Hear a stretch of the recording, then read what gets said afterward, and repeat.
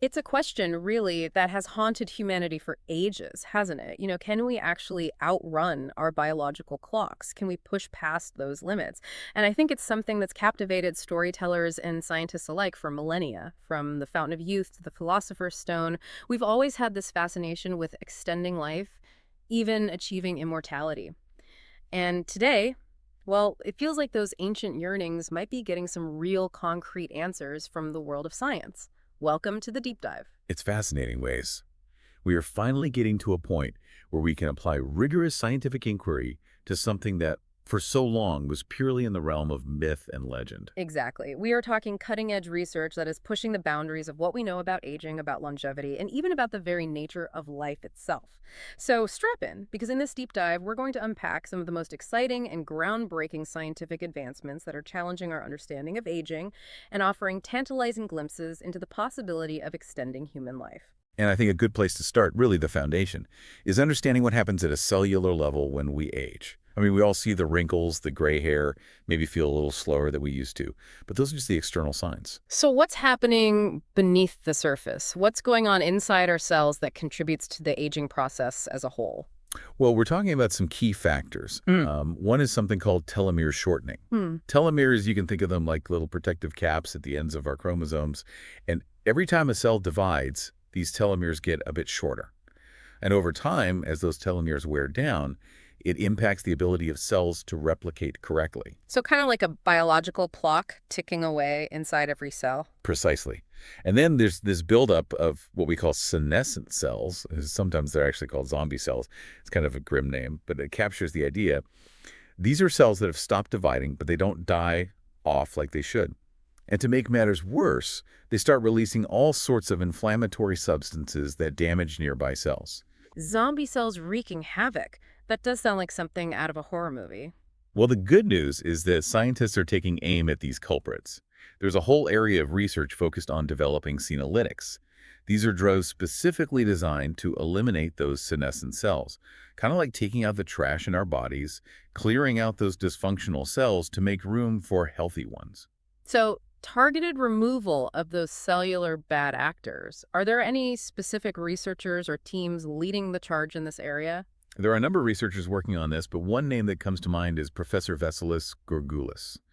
He's doing some really interesting work developing drugs that target senescent cells with the aim of improving tissue function and hopefully increasing lifespans. That's incredible. And what about those telomeres, those protective caps on our chromosomes that we talked about earlier? Is there anything we can do to slow down or even reverse that shortening process? That's a great question, and it leads us to another exciting avenue of research, telomere extension. It's basically the idea that if we can lengthen those telomeres, we can rejuvenate cells, kind of reset that biological clock, and allow them to continue replicating and functioning optimally for longer. And there are a number of different approaches being explored here. So are we talking about drugs or therapies that can directly impact those telomeres? What kind of potential outcomes are we looking at? Well, the hope is that by extending telomeres, we can slow down the aging process, improve cellular function, and maybe even reverse some of the effects of aging. Now, we're still in the early stages, but the potential is huge. Imagine being able to delay the onset of age-related diseases, improve cognitive function, even maintain physical vitality for much longer. It sounds almost too good to be true. And this brings us to an area that always seems to spark both excitement and trepidation: genetics. We've all heard about CRISPR and the potential of gene editing, but how is this technology being applied to anti-aging research? You're right, genetics can feel like a Pandora's box sometimes. But the potential is undeniable. CRISPR and other gene editing tools allow us to go in and literally make changes to our DNA, and that has profound implications for how we age. Researchers are looking at ways to use these tools to modify genes that are directly involved in aging, things like DNA repair, metabolism, even the way our bodies respond to stress. So are we talking about inserting new genes, removing harmful ones, or something else entirely? What's the approach here? Well, the idea isn't necessarily to add whole new genes, but to make targeted modifications to existing ones. We're talking about potentially correcting age-related mutations, enhancing the expression of beneficial genes, even resetting the epigenome, which is like the control panel that dictates how our genes are expressed. It's all about fine-tuning our genetic code to promote longevity and health. This is mind-blowing stuff. And what about stem cell therapies? I've heard a lot about their potential in regenerative medicine, but how do they fit into the anti-aging puzzle? Stem cells are really fascinating. They have this remarkable ability to differentiate into all sorts of different cell types, which means they can potentially repair or replace damaged tissues throughout the body. Think about it. If we can harness the power of stem cells, we could potentially treat age-related diseases, repair damaged organs, and essentially rejuvenate our bodies from the inside out. So stem cells are like the ultimate repair crew for our aging bodies. Exactly. And it's not just about extending lifespan, but also about improving health span, those years that we live in good health and vitality. I mean, who wants to live longer if those extra years are filled with pain and disability? The goal is to extend both lifespan and health span so we can live longer, healthier lives. Absolutely. And, we've talked about cells, genes, stem cells, but there's another piece of the puzzle that we haven't touched on yet, hormones. I know that hormone levels change as we age, but is there anything we can do to manipulate those changes to our advantage? Yeah, you're right. Hormones play a huge role in the aging process. And there's definitely a lot of research going on in this area. One interesting example is melatonin. You probably know it as the sleep hormone, but it's also a powerful antioxidant. And some studies suggest that it might actually help to combat certain signs of aging, like wrinkles and gray hair. So could melatonin be a potential anti-aging elixir? Well, it's too early to say for sure, but it's certainly an intriguing avenue of research. And it highlights the fact that we're really just scratching the surface of understanding how hormones influence aging and how we might be able to leverage that knowledge to develop effective interventions. It's incredible to think about the sheer volume of research that's being conducted in this field, and it strikes me that we're generating an absolute mountain of data about the aging process. This is where technology must be playing a crucial role, right? You're absolutely right. Technology, particularly AI and big data analytics, is completely transforming anti-aging research. Think about it.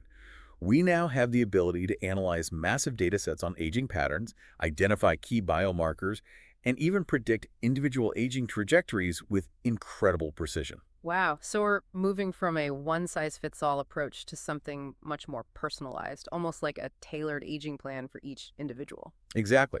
And AI is also speeding up drug discovery. It can simulate biological processes and model the interactions of new drugs, allowing researchers to identify promising candidates much faster than ever before. Companies like Google are pouring resources into developing AI tools for early disease detection and exploring gene editing techniques to actually reset the epigenome. It's really mind-boggling how technology is accelerating the pace of discovery and opening up entirely new possibilities. But as we delve deeper into this territory, we also have to acknowledge the ethical and societal implications of potentially extending human lifespans so dramatically.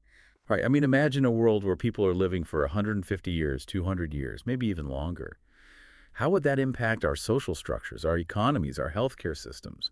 It's a complex web of questions, and there are no easy answers. It's almost like we're entering uncharted territory as a species, and it prompts some really deep questions, doesn't it?